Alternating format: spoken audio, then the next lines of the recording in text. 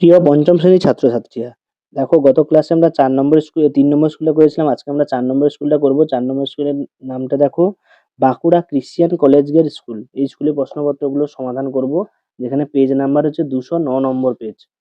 তো চলো কি কি বলেছে দেখো। পশ্চিমবঙ্গের পশ্চিম দিকটা মালভূমি অঞ্চল। দ্বারকেশ্বর এবং শিলাবতী নদীর মিলিত প্রবাহের নাম হচ্ছে কি রূপনারায়ণ নদী। গঙ্গা হলো একটি নিত্যবহ নদী এবং ধাপ চাষ করা হয় পার্বত্য অঞ্চলে। সিনকোনা চাষ করা হয় কোথায় না মংপুতে। এরপরে দেখো পরের পেজে আমরা চলে যাচ্ছি পরের প্রশ্নগুলো। তারপরে কি বলেছে দেখো, 210 পেজে ভেড়িতে কি চাষ করা হয় না মাছ চাষ করা হয়। কাঁথি কোন জেলায় অবস্থিত? পূর্ব মেদিনীপুর জেলায় অবস্থিত। বাক্সের মতো দেখতে মাছ ঢুকতে না পারে কিন্তু বেরোতে পারে না, ঢুকতে পারে কিন্তু বেরোতে পারে না, একে কি বলে? না আমরা পাড়াগাঁয়ে জানি এটাকে ঘুনি বলা হয়, ঘুনি। গাঙ্গেয় সমভূমির দক্ষিণে যে বিশাল বনভূমি আছে তার নাম কি না সুন্দরবন। তারপরে বলছে দেখো, বাংলার দুঃখ কাকে বলা হয় না দামোদর নদীকে বাংলার দুঃখ বলা হয়। এরপরে সত্য মিথ্যা বলেছে দেখো, রবীন্দ্রনাথ ঠাকুর জন্মগ্রহণ করেন 1861 খ্রিস্টাব্দে, এটা সত্য। আনন্দমঠ বঙ্কিমচন্দ্র চট্টোপাধ্যায় রচনা করেন, এটাও সত্য। কৃষ্ণনগরে সরবাজা এবং সরপুরিয়া বিখ্যাত, এটা সত্য কথা। এবং টাইগার হিল দেখা যায় জলপাইগুড়িতে, এটা মিথ্যা। টাইগার হিল হচ্ছে দার্জিলিংয়ে। কম বয়সে জীবন সমাপ্ত হয় যে স্বাধীনতা সংগ্রামী তিনি হলেন নেতাজি সুভাষচন্দ্র বসু। না, এটা হবে ক্ষুদিরাম বসু। নেতাজি সুভাষচন্দ্র বসুও মারা যান, কিন্তু এত কম বয়সে না। তারপরে দেখো বাম স্তম্ভ ডান স্তম্ভ। প্রথমে বলতে দেখো সার্ডিন মাছ, সার্ডিন হচ্ছে সমুদ্রের মাছ।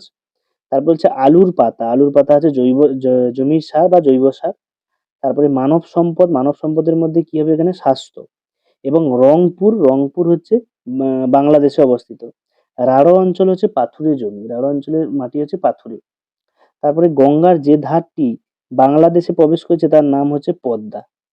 ধান কাটা ও ঝাড়া আধুনিক যন্ত্রের নাম হচ্ছে হারভেস্টার। বাঁশের কেল্লা কে তৈরি করেন? তিতুমির। আত্রাই নদীর পূর্ব পাশে অবস্থিত জেলাটির নাম কি? এখানে উত্তর হবে দক্ষিণ দিনাজপুর।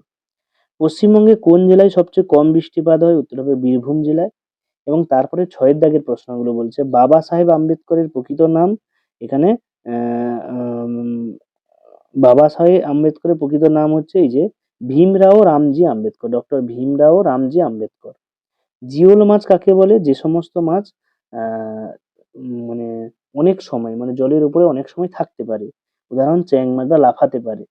ভারতের সবচেয়ে গভীর মেট্রো স্টেশন কোনটি? গভীরে হচ্ছে হাওড়া স্টেশন, যেটা গঙ্গা নদীর নিচ দিয়ে, গঙ্গা নদীর মধ্য দিয়ে গেছে। তারপর তারপরে বলছে এটা তো হয়ে গেল এই এই পর্যন্ত তোমাদের 4 নম্বর স্কুলটা। তো এই হচ্ছে সমস্ত প্রশ্নপত্রগুলো। তো আগের সমস্ত স্কুলের প্রশ্নপত্রগুলো দেওয়া আছে, বাংলা, ইংরেজি, বিজ্ঞান, তোমাদের গণিত সবগুলোই এই চ্যানেলে তোমরা পেয়ে যাবে। তো যারা নতুন অবশ্যই সাবস্ক্রাইব করবে। তো দেখা হচ্ছে পরের ভিডিওতে, পরে আমরা এই 5 নম্বর স্কুলটা নিয়ে আলোচনা করব।